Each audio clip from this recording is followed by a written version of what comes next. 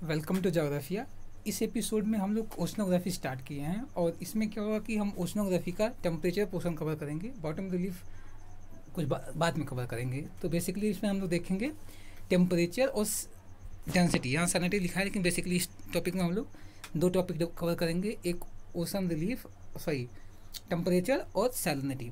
तो temperature, salinity और density ये तीन इंपॉर्टेंट फिजिकल एट्रीब्यूट्स हैं ओशियानिक वाटर के। और सिंस ओशियानिक वाटर स्टैटिक नहीं होता है, उसमें काफ़ी चेंज होता है over the time and space, तो उनकी प्रॉपर्टी फिजिकल, केमिकल और बायोलॉजिकल प्रॉपर्टी में काफ़ी चेंज देखा जाता है इन्वायरमेंट का। तो temperature of ocean water, the study of the temperature of ocean water is important for determining the movement and characteristic of the large volume of water, the type and distribution of the marine organism at different depth of the ocean and the climate of the coastal land। तो temperature की study क्यों important होती है?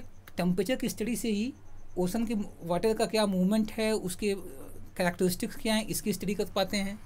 फिर marine organism कौन कहाँ पर flourish होंगे, कहाँ पर किसका ग्रोथ ज़्यादा होगा, कहाँ कम होगा, किस टाइप की मरीन ऑर्गेनिज्म कहाँ पाए जाएंगे, इनकी प्रॉपर स्टडी किया जा सकता है, किस डेप्थ पे पाए जाएंगे। और फिर कोस्टल क्लाइमेट क्या होगा, what would be the nature of the coastal climate, उसकी स्टडी किया जा सकता है। तो तीन इंस्ट्रूमेंट होते हैं ओशन टेम्परेचर को मेजर करने के। अब पहला स्टैंडर्ड टाइप का होता है, थर्मोमीटर का यूज किया जाता है। सरफेस टेम्परेचर को मेजर करने के लिए थर्मोमीटर यूज होता है। रिवर्स थर्मोमीटर का यूज किया जाता है सब सरफेस टेम्परेचर को मेजर करने के लिए। तो अगर हम डेप्थ वाइज देखें तो सरफेस टेम्परेचर को मेजर करने के लिए थर्मोमीटर यूज होता है। सब सरफेस के नीचे का जो वाटर होता है, सब सरफेस ओशियानिक वाटर को मेजर करने के लिए रिवर्स थर्मोमीटर यूज होता है। और इसके अलावा ऑटोमेटिक सेल्फ और थर्मोग्राफ्स ड्रा किए जाते हैं। थर्मोग्राफ्स किस लिए ड्रा किए जाते हैं कि पूरे ओशन में टेम्परेचर का क्या पैटर्न है उसको मेजर करने के लिए। तो जैसे कि हम लोग थर्मोक्लाइंस अभी देखेंगे। थर्मोक्लाइंस क्या होते हैं कि ये मेजर करते हैं कि टेम्परेचर कैसे चेंज होता है विद इंक्रीजिंग डेप्थ। तो तीन इंस्ट्रूमेंट होते हैं। एक थर्मोमीटर से क्या होते हैं, सी सरफेस टेम्परेचर को मेजर किया जाता है। थर्मोमीटर सी सरफेस टेम्परेचर को मेजर करने के लिए। रिवर्स थर्मोमीटर क्या होता है, सब सरफेस वाटर का टेम्परेचर, सब सरफेस वाटर के टेम्परेचर को मेजर करने के लिए। और पूरे डेप्थ में टेम्परेचर वेरिएशन का पैटर्न क्या है उसको मेजर करने के लिए हम लोग थर्मोग्राफ का यूज़ करते हैं। तो ये तीन इंस्ट्रूमेंट याद रखना है। क्या क्या है, थर्मोमीटर सरफेस टेम्परेचर को मेजर करने के लिए, और रिवर्स थर्मोमीटर सब सरफेस टेम्परेचर को यूज करने के लिए, मेजर करने के लिए, और थर्मोग्राफ्स पूरे डेप्थ में जो टेम्परेचर का वेरिएशन है उसको मेजर करने के लिए। अब देखते हैं कि ओशंस में सोर्स ऑफ हीट क्या होते हैं, कैसे ओशन के वाटर जो होता है, जो ओशियानिक वाटर होता है, उसका टेम्परेचर बढ़ता या घटता है। तो जो main important source of energy है ओशंस के लिए वो सन है। Sun is the ultimate source of energy. Sun का जो इंसुलेशन आता है उसी का डिस्ट्रीब्यूशन डिटरमाइन करता है कि सरफेस टेम्परेचर कितना होगा। और जहाँ तक डेप्थ की बात है वो वहाँ के लोकल क्लाइमेट और जो वहाँ की करंट और बॉटम टोपोग्राफी इन पे डिपेंड करती है। तो बेसिकली मेन जो सोर्स ऑफ एनर्जी है ओशन वाटर को हीटअप करने के लिए वो सन है। For anything else on this planet apart from that ocean is heated by the inner heat of ocean itself. तो दो टाइप की हीट होते हैं, एक तो ओशन वाटर को हीट करने के लिए, एक तो इनर हीट होते हैं। इनर हीट इतने ज़्यादा इंपॉर्टेंट नहीं होते हैं और इतना ज़्यादा इम्पैक्ट भी नहीं होता इनर हीट का। और एक ऊपर से जो हीट आता है वो सन का हीट। तो सन का हीट प्लस इनर हीट मतलब कि जो अर्थ हम लोग जानते हैं, अर्थ के सरफेस नीचे जाने पर अर्थ का टेम्परेचर बढ़ता जाता है। तो इनर हीट भी रिलीज होती है इन फॉर्म ऑफ, जैसे मान लीजिए कोई ओशन है तो ओशियानिक फ्लोर है, तो उसमें हम लोग मीडोसोनिक रिज भी देखते हैं जहाँ से वॉल्केनिक इरप्शन होता है। तो गर्म मैग्मा आता है, तो इससे भी क्या होता है कि ओशन का टेम्परेचर बढ़ता है। तो एक इनर हीट रिलीज होता है हमारे ओशन बेसिन्स में, तो उससे ओशन का टेम्परेचर बढ़ता है। प्लस जो मेन सोर्स ऑफ हीट है वो सन है। सन का रेडिएशन होता है और सन से जो शॉर्ट वेव रेडिएशंस आते हैं वो जिन्हें इंसुलेशन कहा जाता है, इंसुलेशन से ओशंस का हीटअप होता है। वो हीटअप कैसे होता है कि वो लैटिट्यूड में डिपेंड करता है कि किस लैटिट्यूड पे लोकेटेड है, वर्टिकल सन पड़ रही हैं कि एंगल ऑफ इंसिडेंस क्या है, ये सब वैरी करता है। तो amount of heat received by the ocean वो भी डिफर करता है लैटिट्यूडनली। तो अब देखते हैं कि what are the processes of heat absorption by the ocean. तो ओशन कैसे हीट एब्जॉर्ब करते हैं, कौन कौन से प्रोसेस हैं। तो बेसिकली 3 प्रोसेस हैं जिनके थ्रू ओशंस हीट एब्जॉर्ब करते हैं। पहला एब्जॉर्प्शन ऑफ रेडिएशन। तो सन से जो शॉर्ट वेव रेडिएशंस आते हैं वो डायरेक्टली ओशन के सरफेस को हीट करती हैं, और ओशन की सरफेस की स्पेसिफिक हीट ज़्यादा होती है, तो इसलिए ओवर द टाइम वो उस हीट को एब्जॉर्ब कर लेते हैं और काफ़ी समय तक रिटेन करते हैं एज़ कम्पेयर टू लैंड। तो वही डायरेक्ट एब्जॉर्प्शन होता है, जो रेडिएशंस आती हैं सन से जो रेडिएशंस आती हैं, शॉर्ट वेव रेडिएशंस आती हैं, वो डायरेक्ट एब्जॉर्प्शन होता है। तो एक ये हो गया। और ये जो एब्जॉर्प्शन होता है ये लैटिट्यूडनली वैरी करता है। ये लो लैटिट्यूड पे सन की रेज वर्टिकल पड़ती हैं, इसलिए यहाँ पर ज़्यादा एब्जॉर्प्शन होता है जो सन की रेडिएशन होती हैं। और जैसे हम पोल की तरफ जाते हैं, ध्रुवों की तरफ जाते हैं, तो एब्जॉर्प्शन कैपेसिटी कम होती जाती है, क्योंकि वहाँ पर जो सन की रेज आती हैं स्लांट गिरती हैं और एंगल ऑफ इंसिडेंस बहुत लो होता है, इसलिए वर्टिकली नहीं गिरती है, एंगल ऑफ इंसिडेंस लो हो जाता है, इसलिए जो ओशंस एब्जॉर्ब करते हैं रेडिएशंस वो वीक रेडिएशंस आती हैं, तो इतना हीटअप नहीं होता है। तो पहला जो प्रोसेस है वो absorption of radiation from the sun से जो रेडिएशन आता है बेसिकली शॉर्ट वेव रेडिएशन, उसी को ऑब्जॉर्व करके। दूसरा जो प्रोसेस है convectional current in the body also heat the ocean since the temperature of the earth increases with the increasing depth. तो क्या होता है कि वही जो मिड ओशियानिक रिज के सहारे तो वही convectional current in the water body also heat up the oceanic water since the temperature of earth increases with the increasing depth, the ocean at the great depth is heated by faster than the upper water layer in the ocean. So the conventional oceanic circulation at the bottom layer of the ocean water take place causing the circulation of the heat in the water. तो जो दूसरा source है, तो हम लोग जानते हैं कि जो ओशियानिक क्रस्ट होता है, ओशियानिक क्रस्ट में कहीं कहीं क्या होता है कि destructive plate diversion plate boundaries होती हैं। तो यहाँ पर कन्वेक्शनल करंट्स बहती हैं, और ये कन्वेक्शनल करंट क्या होती हैं कि अपने साथ मैग्मा ले आती हैं। तो जो फ्लोर है, ओशन का जो फ्लोर है, यहाँ से हीट रिलीज होता है। हम लोग जानते हैं कि जैसे कि अर्थ के सरफेस पे नीचे जाने पर टेम्परेचर बढ़ता है। तो मान लीजिए ये ओशन है और ओशन में वाटर भरा है, तो अर्थ जो ओशन का फ्लोर है, ओशन का जो बॉटम है, बॉटम से हीट जो रिलीज होती है वो कन्वेक्शनल करंट के थ्रू रिलीज होती है, और ये जो हीट रिलीज होता है इससे क्या होता है कि ओशन वाटर का टेम्परेचर बढ़ता है। तो ये दूसरा सोर्स है कन्वेक्शनल करंट। तीसरा सोर्स है काइनेटिक एनर्जी। तो सिंस वाटर जो होता है ओशंस में ये कंटिन्यूसली मूव करता रहता है, तो ओशन आपस में ही ओशन के करंट आपस में ही वाटर जो होते हैं, वाटर डिफरेंट डायरेक्शन में मूव करते हैं, वो आपस में फ्रिक्शन जनरेट करते हैं। इसके साथ ही साथ जो वाटर मूव करते रहते हैं वो लैंड के साथ भी फ्रिक्शन जनरेट करते हैं। विंड उस पर ब्लो करती है, विंड से फ्रिक्शन होता है, तो वाटर से फ्रिक्शन, वाटर का लैंड एरिया से फ्रिक्शन, और फिर जो विंड होते हैं वो फ्रिक्शनल फोर्स एक्सर्ट करते हैं वाटर के साथ, लैंड के साथ। जब करंट लैंड से सट कर बहती हैं, तो जो ओशन बॉटम होते हैं या कॉन्टिनेंटल स्लोप्स होते हैं उस पर रगड़ के चलती हैं, फ्रिक्शन जनरेट होता है, तो उससे भी हीटअप होता है। और फिर विंड क्या होती है, विंड जो स्ट्रेस करती हैं, कंटिन्यूसली ड्रैग करती हैं, तो उस ड्रैग में एक फ्रिक्शनल फोर्स भी वर्क करता है।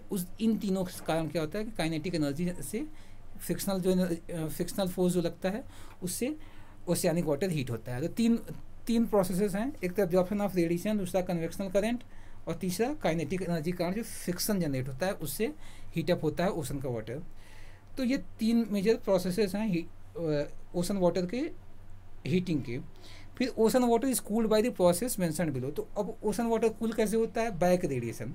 तो जब सन की रेडिएशंस आती हैं और ओशंस उसको एब्जॉर्ब करते हैं, तो शॉर्ट वेव रेडिएशंस होती हैं, तो ये एब्जॉर्ब कर देती है, और इससे क्या होता है हीटअप होती है। फिर ओवर द टाइम क्या होता है कि लॉन्ग वेव टेरेस्ट्रियल रेडिएशन के फॉर्म में यहाँ से हम लोग जैसे जानते हैं कि जो रेडिएशन की थ्योरी है, तो कोई भी बॉडी अगर वो परम ताप शून्य जो मिनिमम टेम्परेचर होता है, एब्सोल्यूट मिनिमम टेम्परेचर होता है, उससे ऊपर होती है तो वो रेडिएशन करती है। तो ये फंडामेंटल प्रिंसिपल है थर्मोडायनेमिक्स का कि कोई भी अगर बॉडी है, अगर उसका टेम्परेचर -243 डिग्री सेल्सियस से ज़्यादा है, परम ताप शून्य से या एब्सोल्यूट मिनिमम टेम्परेचर से अगर ज़्यादा है, इतने डिग्री सेल्सियस ज़्यादा है, तो हर बॉडी रेडिएट करती है, कुछ वेव्स रेडिएट करती है।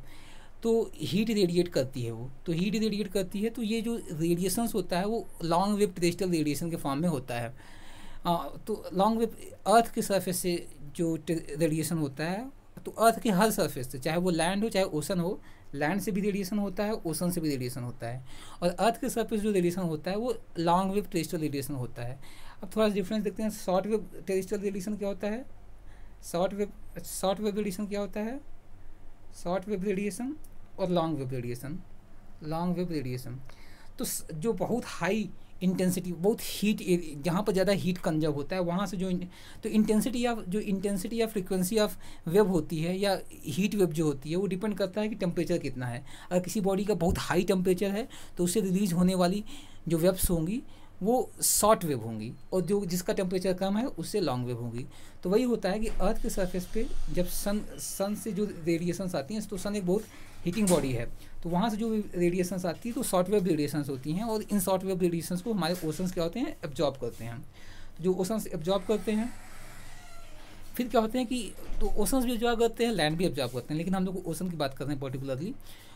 और फिर क्या होता है कि यहाँ से जैसे कि लैंड रेडिएशन करते हैं, जैसे लॉन्ग वेव टेरेस्ट्रियल रेडिएशन बोलते हैं, उसी तरीके से ओशंस भी रेडिएशन करते हैं, तो ये भी लॉन्ग वेव रेडिएशन होता है।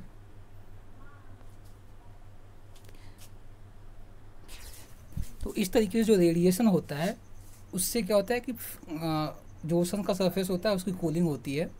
तो एक ये तरीका हो गया। दूसरा तरीका होता है एक्सचेंज ऑफ,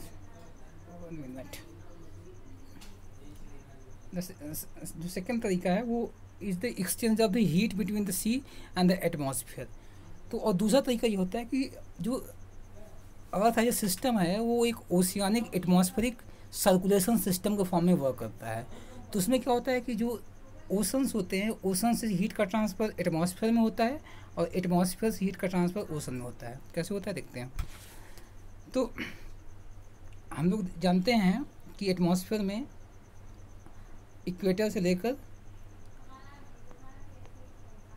पोल तक क्या होता है कि कई सर्कुलेटरी सिस्टम हैं। तो जैसे इक्वेटर पे क्या होता है कि विंड ऊपर राइज करती है, फिर क्या होती है कि वो सब ट्रॉपिक पे डिसेंड करती है, और ये ओशन सरफेस मान लीजिए है वो ओशन सरफेस। और फिर क्या करते हैं कि ये जो सब ट्रॉपिक पे डिसेंड करती है वो फिर वो सब पोलर लैटिट्यूड पे फिर ऊपर जाती है, और फिर ये पोल पे डिसेंड करती है। तो इस तरीके से 3 साइकिल्स बनती हैं, और ये सर्कुलेटरी सिस्टम है, और ये होता रहता है। तो यहाँ पर क्या होता है कि जो एटमॉस्फेयर से जो कूलिंग होती है, यहाँ से क्या होता है कि हीटिंग ज़्यादा होती है, तो यहाँ से क्या होता है कि हीट जब ज़्यादा होती है तो यहाँ से कुछ हीट एक्सचेंज हो जाता है यहाँ पर। फिर यहाँ पर हीटिंग ज़्यादा होती है, यहाँ पर कूलिंग होती है, यहाँ पर हीटिंग ज़्यादा होती है, क्योंकि यहाँ पर एटमॉस्फेरिक स्टेबिलिटी होती है। और फिर यहाँ पर एटमॉस्फेरिक इंस्टेबिलिटी होती है, तो यहाँ से हीट, ओशन सरफेस से हीट रिलीज होता है एटमॉस्फेयर में। तो यहाँ पर क्या होता है, इन जगहों पर, इन दोनों जगहों पर जहाँ पर साइक्लोन्स भी डेवलप होते हैं, इन जगहों पर ओशियानिक हीट ट्रांसफ़र होती है एटमॉस्फेयर में।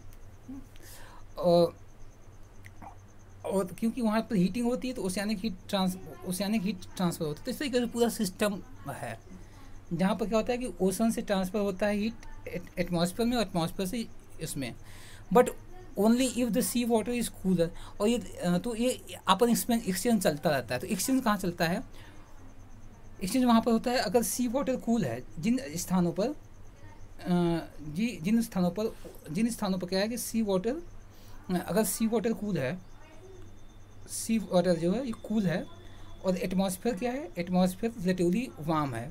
तो अगर एटमॉस्फेयर वार्म है तो इस जगह का जो तो इस केस में क्या होगा, इस केस में जो सी होगा, सी की सीधी ओवर द टाइम क्या होगा कि एटमॉस्फेयर के कारण क्या होगा कि एटमॉस्फेयर को ये कूल करेगा, एटमॉस्फेयर की खुद कूल करेगा। तो ऊपर के जो एटमॉस्फेयर है उसको कूल करने लगेगा।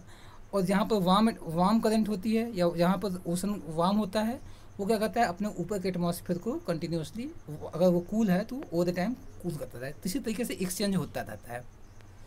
तो ये 2 तरीके हैं जिसके थ्रू क्या होता है कि कूलिंग होती है, ओशन कूल किए जाते हैं। और एक तीसरा तरीका है कि इवोपरेशन। तो जब evaporation takes place when the sea water is warmed और surface is cold and atmosphere stratification unstable. तो जब इवापोरेशन होता है तो हीट रिलीज हो जाती है एटमॉस्फेयर में। तो ये 3 तरीके हैं, एक तो रेडिएशन, दूसरा एक्सचेंज ऑफ हीट और तीसरा इवापोरेशन, जिसके थ्रू क्या होता है कि हमारा जो ओशन होते हैं वो कूल होते हैं। तो हम लोग देखें 3 प्रोसेस हीटिंग के, 3 प्रोसेस कूलिंग के। अब देखते हैं कि हीट बजट क्या होता है, ओशंस में हीट बजट क्या होता है।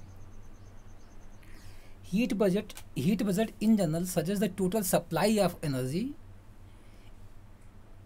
Is balanced by the loss of the equal amount of energy. तो हीट बजट का जो कंसेप्शन है वो ये कहता है कि जो ओशन सरफेस होते हैं ना, ओशन सरफेस में जितना हीट का एब्जॉर्प्शन होता है और लॉस उतना ही लॉस होता है। तो हीट बजट जो टोटल सप्लाई ऑफ एनर्जी है ओशन के सरफेस में या ओशन में, वो loss of equal amount of loss of energy से बैलेंस हो जाती है। तो increase in the ocean temperature should be due to the advection. तो सिंपली ये है कि जहाँ तक ओशन की हीट का बात है वो बैलेंस रहता है, तो ओशन का हीट बैलेंस रहता है। तो इस तरीके से हम ओशन को एक क्लोज सिस्टम में ज्यूम कर सकते हैं, क्योंकि इसमें से जो आने वाली इस पर रेडिएशन या जो एनर्जी गेन की जाती है और जो एनर्जी लॉस होता है ओशन के द्वारा, या हीट जो गेन की जाती है और हीट जो लॉस होता है वो इक्वल होता है।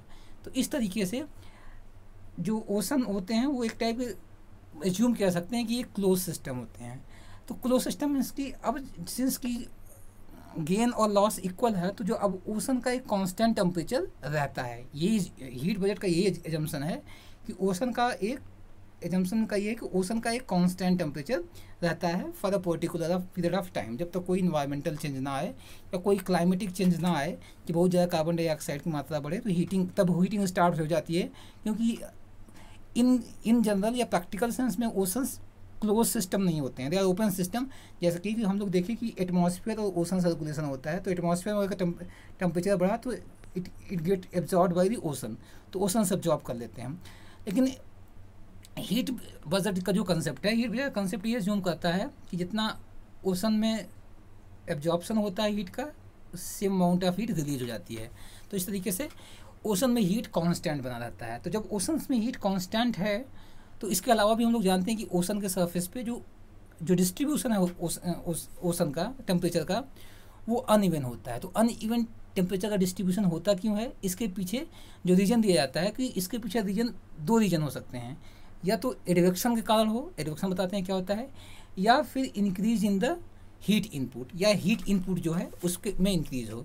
तो एडवेक्शन के कारण कैसे हीट बढ़ता है, फॉर एग्जांपल तो विंड जो होते हैं, विंड क्या करते हैं कि विंड जो ओशन है, ये ओशन के सरफेस पे विंड ओशियानिक वाटर को ड्रैग करते हैं।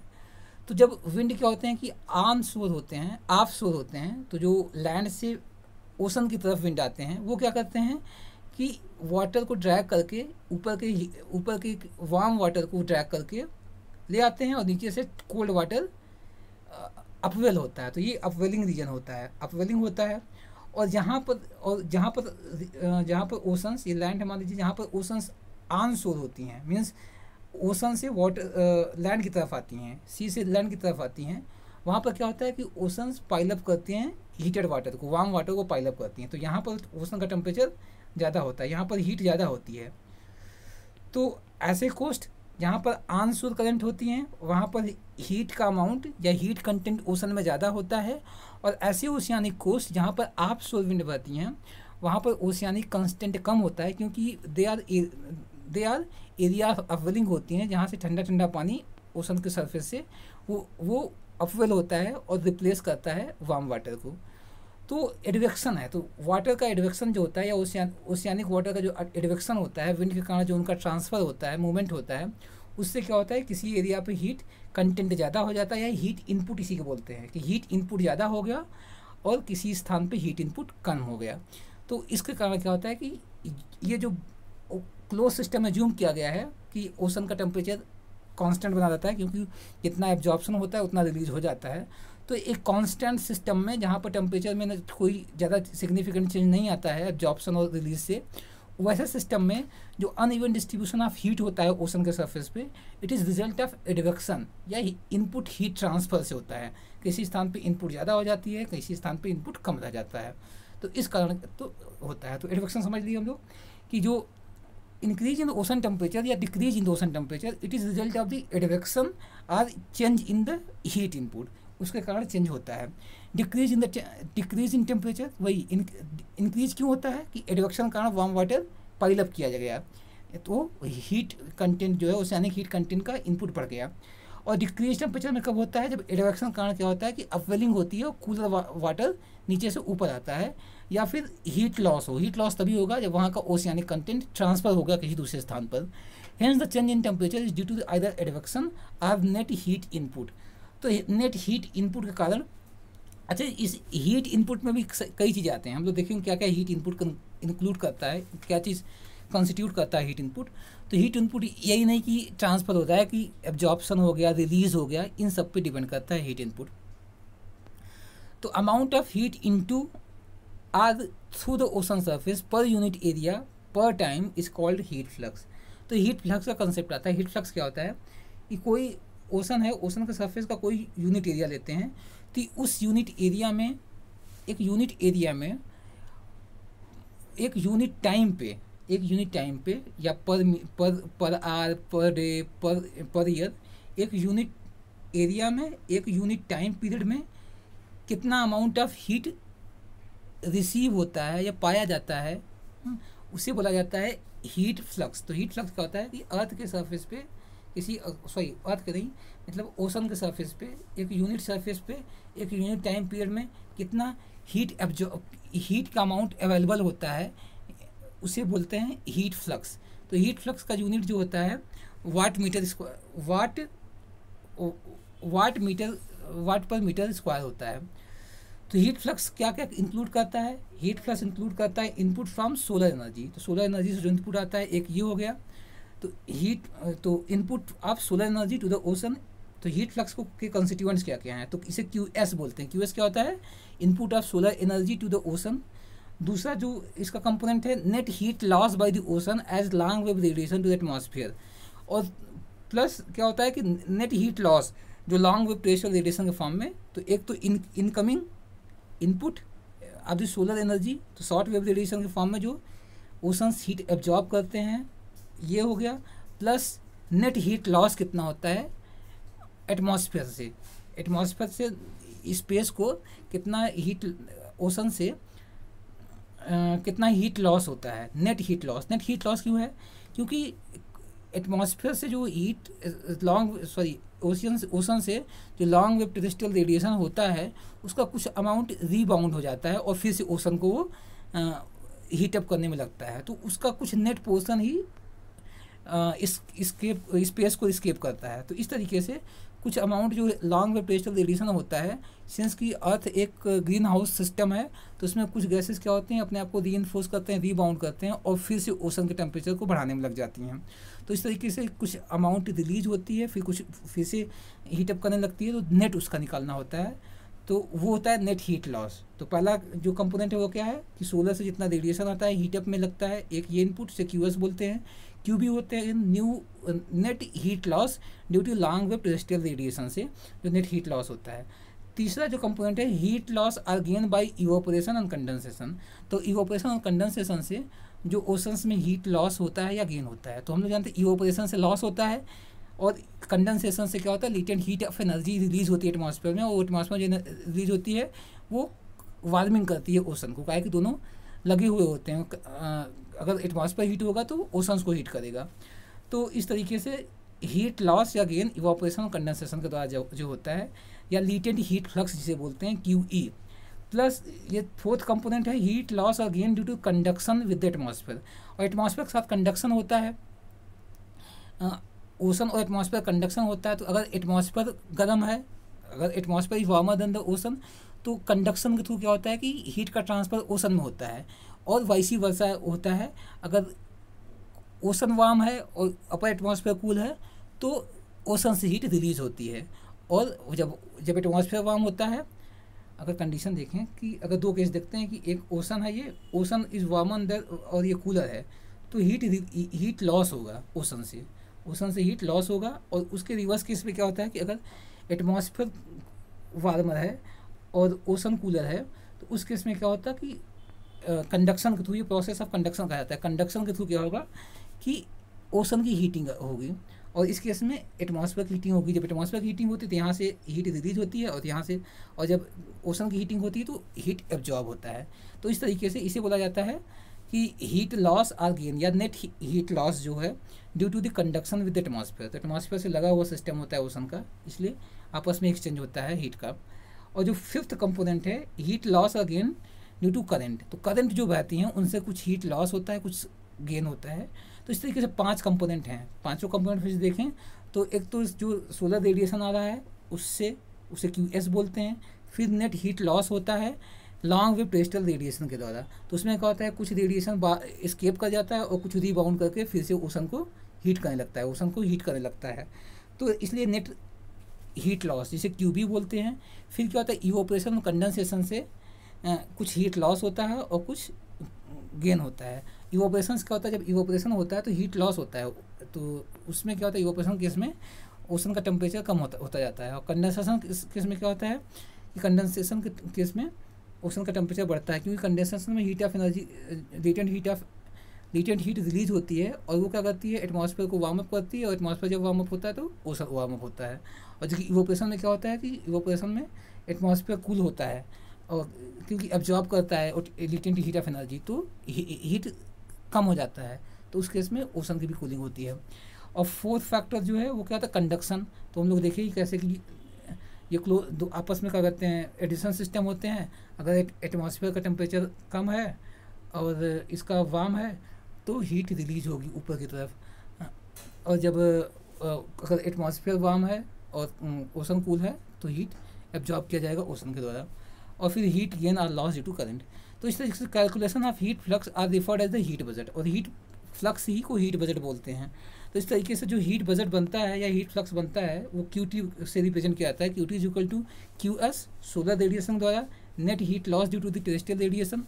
फिर QE होता है क्या, हाँ, इवोपरेशन और कंडेंसेशन के थ्रू जो नेट हीट लॉस होता है। फिर कंडक्शन के थ्रू जो नेट जो हीट लॉस और गेन होता है, और प्लस जो करंट के थ्रू गेन और लॉस होता है। तो इस तरीके से नेट हीट गेन और लॉस वाटर का हम लोग कैलकुलेट कर लेते हैं। इफ़ द टेम्परेचर, इफ ऐसे कंडीशन में अगर temperature of water is not changing तो QT कांस्टेंट रहता है। जब QT कांस्टेंट रहता है तो उसका मतलब कि ओशन का टेम्परेचर चेंज नहीं हो रहा है। लेकिन जब QT वैरी करता है, if the heat budget for the global ocean is done then QT is if the heat budget of the global ocean is done तो QT is equal to 0। तो QT तब 0 होता है जब जितना इनपुट आ रहा है उतने का आउटपुट हो जाता है, तो QT 0 होता है। अगर ये सब अपन सब्सट्रैक्ट होकर 0 हो जाएं तो इसका मतलब कि जो हीट बजट है ओशन बजट का, वो हीट बजट है। हीट बजट मतलब कि जब ओशन में आने वाले heat gain plus heat loss दोनों इक्वल होगी तो QT 0 होगा। तो ये है हम लोग का कंसेप्ट है, जिसका हम लोग हीट बजट कंसेप्ट। तो हीट बजट सिंपली ये बताता है कि जो हमारा ओशन है, एक बार फिर से रिवाइज करें तो जो ओशन है उसमें जो अमाउंट ऑफ हीट गेन है, जो हीट गेन करता है ओशन, और हीट जो लॉस करता है वो कांस्टेंट रहता है, वो लगभग इक्वल होता है। हीट बजट मतलब होता है वो इक्वल रहता है। तो ये कंसीडर करता है कि जब ऐसा केस होता है तो ऐसे केस में जो हीट के डिस्ट्रीब्यूशन में अनइवननेस होती है, वेरिएशन पाया जाता है, it is result of the advection या हीट इनपुट का कारण होता है। तो कहीं पर क्या कहते हैं, एडवेक्शन कारण अगर वार्म वाटर का पाइलअप होता है तो वहाँ का टेम्परेचर बढ़ जाता है, और जहाँ से वाटर रिलीज हटता है, रिप्लेस होता है, वहाँ पर अपवेलिंग होती है तो वहाँ पर कूल टेम्परेचर मिलता है। तो ऐसे वेरिएशंस होते हैं। फिर कंपोनेंट क्या होते हैं हीट फ्लक्स के, वो देख लिया, और फिर ये इक्वेशन देख लिया। आगे है सी सरफेस टेम्परेचर। तो सी सरफेस टेम्परेचर क्या होता है कि sea surface temperature of ocean is depicted graphically as isotherm. तो सी सरफेस टेम्परेचर क्या होता है कि सरफेस के 50 मीटर के ऊपर की जो लेयर होती है उसका टेम्परेचर मेजर किया जाता है, उसे सी सरफेस टेम्परेचर बोलते हैं। और सी सरफेस टेम्परेचर को रिप्रेजेंट करने के लिए आइसोथर्म्स हम लोग ड्रा करते हैं। तो आइसोथर्म्स क्या होते हैं, ये ऐसे लाइन्स होते हैं जो इक्वल हाइट, जो इक्वल टेम्परेचर के सी सरफेस को रिप्रेजेंट करते हैं। तो जो सरफेस टेम्परेचर होता है, temperature decreases from equator to pole, और अगर हम अर्थ के सरफेस पे देखें इक्वेटर से पोल की तरफ टेम्परेचर डिक्रीज करता जाता है।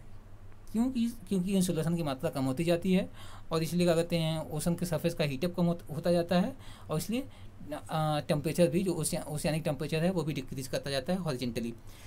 How you the highest sea temperature, लेकिन फिर भी हम लोग जैसे जानते हैं बहुत कॉम्प्लेक्सिटी है इस सिस्टम में भी।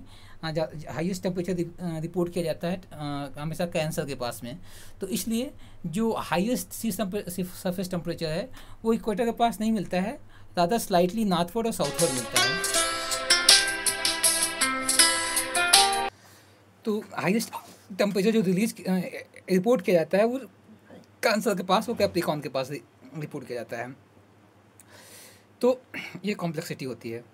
The water bodies of the southern hemisphere as a whole display higher average temperature than those in the northern hemisphere because the greater portion of the land area in the northern hemisphere absorbs more solar radiation than the water. तो जो water में water bodies का highest temperature जो report किया जाता है, higher average temperature report किया जाता है, वो सदर्न हेमिस्फीयर से रिलीज किया जाता है, रिपोर्ट किया जाता है, क्योंकि सदर्न हेमिस्फीयर में वाटर का डोमिनेंस है और नदर्न हेमिस्फीयर में हीट का डोमिनेंस है। तो रिलेटिवली जो लैंड्स होते हैं वो जल्दी से हीट अप हो जाते हैं, जल्दी कूल हो जाते हैं, और उनका कास्केडिंग इफेक्ट ओशन पे भी देखा जाता है। इसलिए जो एवरेज टेम्परेचर है वो साउथ हेमिस्फीयर में क्योंकि बहुत धीरे धीरे रिलीज होते हैं। यहाँ पर जब ओशन कंटिन्यूसली पाए जाते हैं और होमोजेनसली ओशन ही पाए जाते हैं, तो वहाँ पर हीट लॉस बहुत स्लो होता है। जब हीट लॉस बहुत स्लो होता है तो उनका average temperature, annual average temperature relatively ज़्यादा रहता है as compared to the oceans in the north hemisphere या oceans in the north hemisphere. तो साउथ हेमिस्फीयर के ओशन का टेम्परेचर, एवरेज एनुअल टेम्परेचर ज़्यादा होता है नॉर्थ हेमिस्फीयर से। Moreover, due to the presence of the continent in north hemisphere, the circulation of water and transport of the heat is not sufficient in this hemisphere। और north hemisphere में इतना ज़्यादा land वॉन्ड होता है, land और water होता है, इसलिए कहा तो वहाँ पर जो सर्कुलेशन ऑफ वाटर और ट्रांसपोर्ट ऑफ हीट इतना इफिशियंट नहीं होता है जितना सदर्न हेमिस्फीयर में होता है। कहा कि वहाँ पर होमोजीनसली केवल ओशन पाए जाते हैं। तो ये है सरफेस टेम्परेचर। तो सरफेस टेम्परेचर क्या होता है कि 50 मीटर की लेयर का जो टेम्परेचर होता है उसे सरफेस टेम्परेचर बोलते हैं, और इसे आइसोथर्म से रिप्रेजेंट करते हैं। और हाईएस्ट टेम्परेचर हम लोग जानते हैं वो थोड़ा नॉर्थ में, इक्वेटर से थोड़ा सा नॉर्थ में रिपोर्ट किए जाते हैं, और हायर एवरेज टेम्परेचर जो है वो साउथ हेमिस्फीयर में पाया जाता है, नॉर्थ हेमिस्फीयर में नहीं। क्यों नहीं पाया जाता है? क्योंकि नॉर्थ हेमिस्फीयर में लैंड का डिस्ट्रीब्यूशन वाटर से ज़्यादा है, इसलिए नहीं होता है। और फिर ये भी है कि वहाँ पर जब इतना ज़्यादा लैंड की अवेलेबिलिटी है या लैंड ज़्यादा पाए जाते हैं ओशन से, इसलिए वहाँ पर जो सर्कुलेशन ऑफ वाटर और ट्रांसपोर्ट ऑफ दी हीट होता है वो इफिशिएंटली नहीं हो पाता है नॉर्थ हेमिस्फीयर में। फिर अगर range of the ocean temperature देखा जाए तो कई टाइप के रेंज होते हैं। तो ओशन क्या होते हैं कि ocean gate heated and cooled slower then the land surfaces. तो क्योंकि ओशन की जो हम लोग जानते हैं स्पेसिफिक हीट ज़्यादा होती है तो धीरे ठंडे होते हैं और धीरे गर्म होते हैं, जबकि लैंड क्या होता है जल्दी गर्म हो जाते हैं, जल्दी ठंडे हो जाते हैं। तो डायरेक्ट या डेली रेंज ऑफ टेम्परेचर क्या होता है कि एक दिन में मैक्सिमम टेम्परेचर और माइनस टेम्परेचर, मिनिमम टेम्परेचर के बीच का डिफरेंस। तो ओशन पे जो देखा गया है, ओशन और सी में डायरेक्ट या डेली रेंज ऑफ जो टेम्परेचर है वो 1 डिग्री का है। तो मैक्सिमम और माइनस के बीच का डिफरेंस जो है, डेली मैक्सिमम और माइनस के बीच का डिफरेंस वो 1 डिग्री सेल्सियस का, बेयरली 1 डिग्री सेल्सियस का होता है। और जो मैक्सिमम टेम्परेचर रिपोर्ट किया जाता है 2:30 बजे रिपोर्ट किया जाता है, और मिनिमम टेम्परेचर 2:30 बजे PM को, और मिनिमम टेम्परेचर 5 AM को रिपोर्ट किया जाता है। फिर एनुअल रेंज क्या होता है, तो साल भर में जो maximum temperature minus minimum temperature का जो रेंज होता है उसे बोलते हैं एनुअल रेंज। तो maximum and minimum temperature in the ocean are slightly delayed than those of land areas. तो कम होता है अगर हम लैंड के कंपेरेटिवली ओशन की बात करें, तो उसमें जो एनुअल रेंज ऑफ टेम्परेचर होता है मैक्सिमम माइनस मिनिमम कम होता है, क्योंकि धीरे उसकी स्पेसिफिक हीट ज़्यादा होती है, हीटिंग और कूलिंग बहुत स्लो प्रोसेस होता है। और नॉर्थ हेमिस्फीयर में रिलेटिवली ज़्यादा रेंज पाया जाता है, क्योंकि वहाँ के नॉर्थ हेमिस्फीयर के जो ओशंस होते हैं जल्दी कूल हो जाते हैं और जल्दी गर्म हो जाते हैं, क्योंकि ओशंस वहाँ बहुत छोटे हैं। तो वहाँ पर जो एनुअल रेंज ऑफ टेम्परेचर है ओशंस का वो ज़्यादा होता है और सदर्न हेमिस्फीयर का कम होता है। तो beside annual and annual range of temperature there are periodic fluctuations होते रहते हैं, जैसे सीजनल फ्लक्चुएशंस हो गए, हाँ, साइक्लोन हो गया और सन साइकिल हो गया। तो ऐसे ढेर सारे अदर फैक्टर्स होते हैं जो पीरियोडिक फ्लक्चुएशन लाते हैं। फिर अब आगे देखते हैं कि डिस्ट्रीब्यूशन क्या है।